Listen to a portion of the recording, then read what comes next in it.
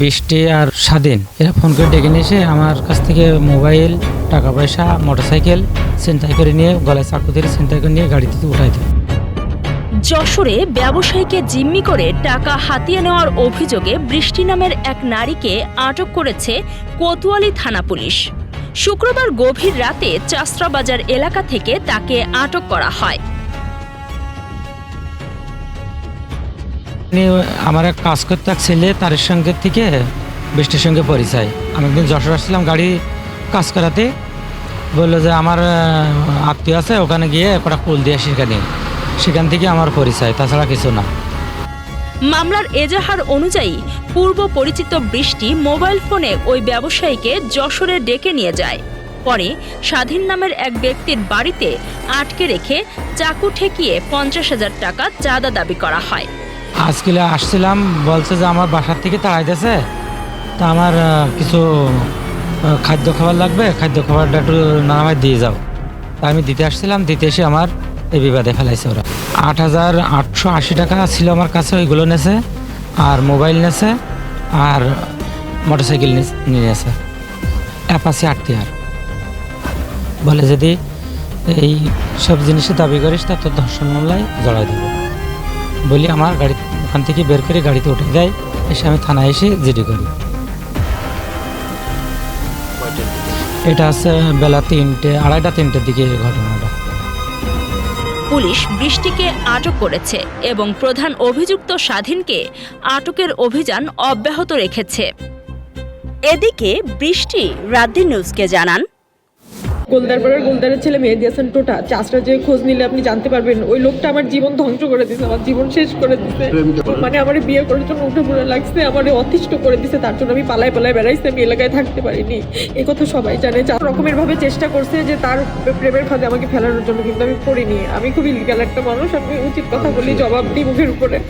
এই গোলদারপাড়ার গোলদারের ছেলে মেহেদি হাসান টোটা, উনি আর মিজানুর রহমান, এই দুইটা লোক মিলে আমাকে মিথ্যা কিন্তু ভাষায় দিছে।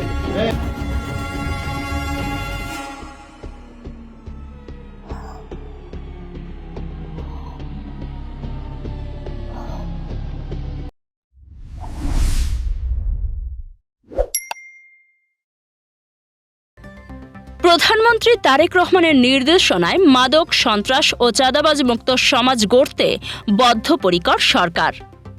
শনিবার যশোর জেলা প্রশাসন ও পুলিশের সাথে মতবিনিময় সভায় যোগ দিয়ে একথা বলেন বিদ্যুৎ, জ্বালানি ও খনিজ সম্পদ প্রতিমন্ত্রী অনিন্দ ইসলাম অমিত। তিনি স্পষ্টভাবে জানিয়ে দেন, মাদক ব্যবসায়ী ও সন্ত্রাসীদের রাজনৈতিক বা প্রশাসনিক পৃষ্ঠপোষকতা বন্ধ করতে হবে। আমার ক্ষুদ্র অভিজ্ঞতা, মানে আমি একটা রাজনৈতিক পরিবারের সন্তান, দীর্ঘদিন যেমন মানুষের সাথে মিশি কাজ করি, গণমাধ্যমের বন্ধুদের সাথেও আমার একটা নিবিড় সংযোগ, সবকিছু মিলে আমার অভিজ্ঞতা বলে মাদক কিংবা সন্ত্রাস এটা একটা পরগাছার মতো একটা ব্যাপার। এটা একটা পৃষ্ঠপোষকতা চায়, পৃষ্ঠপোষকতা ছাড়া কিন্তু এটা টিকেও থাকতে পারে না, বিস্তার লাভ করে না। পৃষ্ঠপোষকতা আমার বিবেচনায় 3 ভাবে পৃষ্ঠপোষকতা হতে পারে। আমি রাজনীতি করি, আমি নিজের দায়িত্বে প্রথম পৃষ্ঠপোষকতা রাজনৈতিক পৃষ্ঠপোষকতা। যে দল সরকার থাকে কিংবা যাদের ওই এলাকায় প্রভাব থাকে একটা রাজনৈতিক পৃষ্ঠপোষকতা একটা বড় প্রবলেম। দ্বিতীয় হচ্ছে সামাজিক পৃষ্ঠপোষকতা, রাজনীতি করে না, সমাজপতি, সে একটা বড় ব্যবসা হতে পারে, সামাজিক ব্যক্তি হতে পারে, সেও তার একটা প্রভাব ধরে রাখবার জন্য কিছু লোকের কিন্তু সে ব্যক্তি করে, তার মধ্যে মাদক ব্যবসায়ী হতে পারে, সন্ত্রাস হতে পারে। তৃতীয় যে জায়গাটা সেটা হচ্ছে প্রশাসনিক পৃষ্ঠপোষকতা। এই পৃষ্ঠপোষকতা ছাড়া মাদক বা সন্ত্রাস টিকে আছে, বিস্তার লাভ করেছে, এটা মনে বিশ্বাস করা কঠিন হবে। আমি কি করতে পারি? একটি রাজনৈতিক সরকারের অংশ হিসেবে কি করতে পারি? চাইলে বিজনেস অ্যাক্ট হোক, আমি উদাহরণটা আমার নিজের ঘর থেকে শুরু করতে চাই এবং এই ব্যাপারে আমার শতভাগ সদিচ্ছা, আন্তরিকতা এবং আমার মানসিক দৃঢ়তা রয়েছে। আমি অন্তত যশোরের কনটেক্সটে বাংলাদেশ জাতীয়তাবাদী দল বিএনপি, যেই দলের নেতৃত্বাধীন সরকার পরিচালিত হচ্ছে বর্তমানে, বিএনপির রাজনৈতিক পৃষ্ঠপোষকতা মাদক এবং সন্ত্রাসের ক্ষেত্রে আমি শতভাগ বন্ধ করতে চাই। এবং আমি কিন্তু আমার এই বার্তাটি আমার ইউনিট প্রধানদেরকে দিয়েছি, আমি জেলা নেতাদেরকে দিয়েছি, উপজেলা পর্যায়ে দিয়েছি। আমি আজকে সিদ্ধান্ত নিয়েছি আমি আমার ওয়ার্ড পর্যায়ে নেতৃবৃন্দের সাথে আমার এই মেসেজটা কনভে করবো। এইটা কিন্তু করা হচ্ছে আপনার সহযোগিতা করার জন্য। বিহাইন্ড দ্য সিন আমি মুখে বললাম, কিন্তু আমার লোক আপনাকে প্রতিনিয়ত ডিস্টার্ব করলো, তাহলে আপনি কাজ করতে পারবেন না। তো আমি আপনাদেরকে অ্যাসিওর করছি যে আমি এটা বন্ধ করতে চাই। আপনারা চিন্তা করতে পারবেন না আমি এসপি মহোদয়কে কি পরিমাণ ইনফরমেশন শেয়ার করি, আমি অন্যের বিরুদ্ধে শেয়ার করি, আমি আমার নিজের ভয়ের সমস্যা শেয়ার করি। দলের নেতাকর্মী সহ অপরাধের সাথে জড়িত কাউকে ছাড় দেওয়া হবে না।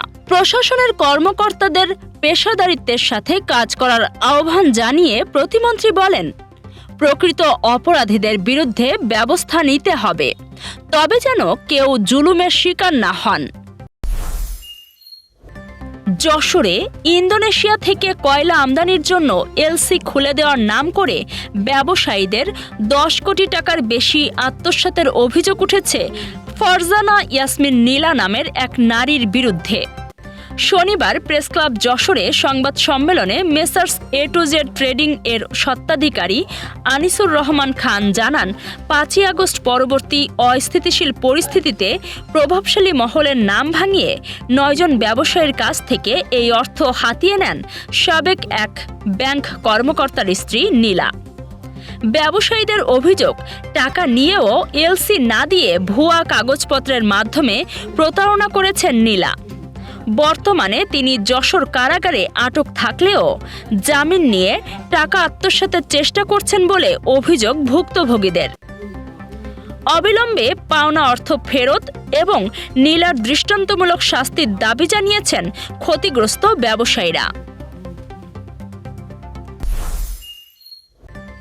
পবিত্র রমজান মাস উপলক্ষে যশোরে রূপান্না এন্টারপ্রাইজের উদ্যোগে মাদ্রাসা শিক্ষার্থীদের মাঝে ইফতার বিতরণ করা হয়েছে। শুক্রবার বিকেলে সদর উপজেলার হামিদপুর গ্রামের শামসুল উলুম কওমি মাদ্রাসা কমপ্লেক্সে এই ইফতার মাহফিল ও বিতরণ কার্যক্রম অনুষ্ঠিত হয়। এ সময় মাদ্রাসার শতাধিক শিক্ষার্থীর মাঝে ইফতার সামগ্রী বিতরণ করা হয়। অনুষ্ঠানে উপস্থিত ছিলেন রূপান্না এন্টারপ্রাইজের স্বত্বাধিকারী পান্না শেখ সহ প্রতিষ্ঠানের অন্যান্য কর্মকর্তা ও স্থানীয় গণ্যমান্য ব্যক্তিবর্গ।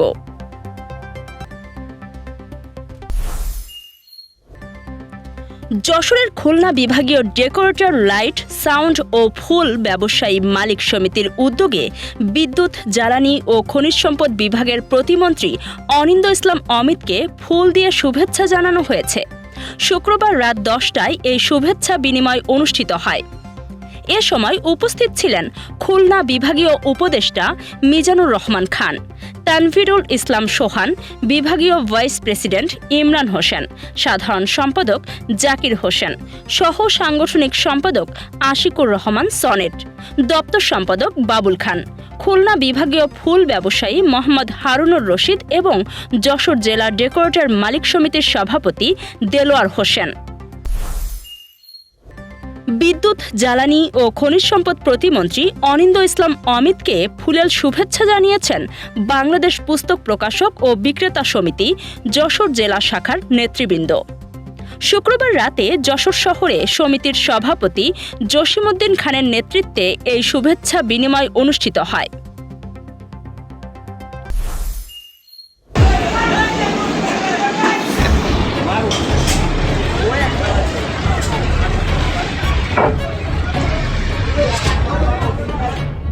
যশোরের অভয়নগর উপজেলার নোয়াপাড়া শিল্প শহরের উড়োতলা এলাকায় অবস্থিত রোমান জুট মিলে অগ্নিকাণ্ডের ঘটনা ঘটেছে।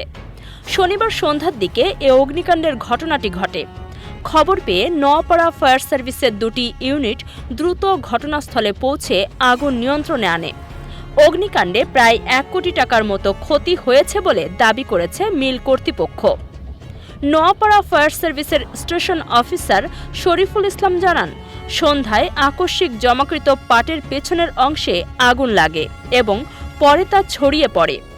আগুন লাগার খবর পাওয়ার সঙ্গে সঙ্গে 2টি ইউনিট ঘটনাস্থলে যায় এবং আগুন নিয়ন্ত্রণে কাজ শুরু করে এবং দ্রুত পরিস্থিতি নিয়ন্ত্রণে আনতে সক্ষম হয়। অগ্নিকাণ্ডের কারণ ও ক্ষয়ক্ষতি সম্পর্কে তদন্ত শেষ না হওয়া পর্যন্ত কিছু বলা সম্ভব নয় বলে জানান তিনি। তবে মিলের জেনারেল ম্যানেজার মিরাজুল ইসলাম জানান, তাদের প্রায় 1 কোটি টাকার ক্ষতি হয়েছে।